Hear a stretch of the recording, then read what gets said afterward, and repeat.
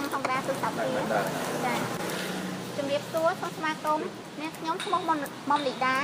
យើងអ្នកលក់ម៉ូតូនៅហាង Honda ទូរស័ព្ទឥឡូវនេះយើងមកបន្តជួបនៅអតិថិជនដែលគាត់បានទិញម៉ូតូស្គបពីពីហាង Honda អ្នកខ្ញុំទៅអ្នកខ្ញុំនឹងសួរពីចំណាប់អារម្មណ៍របស់គាត់នៅការប្រើប្រាស់ម៉ាស៊ីនជំរាបសួរបងប្រុសចាតើបងមានចំណាប់អារម្មណ៍អ្វីខ្លះនៅពេលដែលបានប្រើប្រាស់នៅម៉ូតូស៊េរីម៉ាក Honda Scorpio-i ស៊េរីឆ្នាំ2018មកទៅវាមានចាច់ជាទំនើបចាមានដូចជាព័ន្ធដាក់មកទូរស័ព្ទស្វ័យប្រវត្តិចាហើយប្រព័ន្ធឈប់ដោយហើយមាន stop ហ្នឹងឈប់ដោយស្វ័យប្រវត្តិបាទហើយ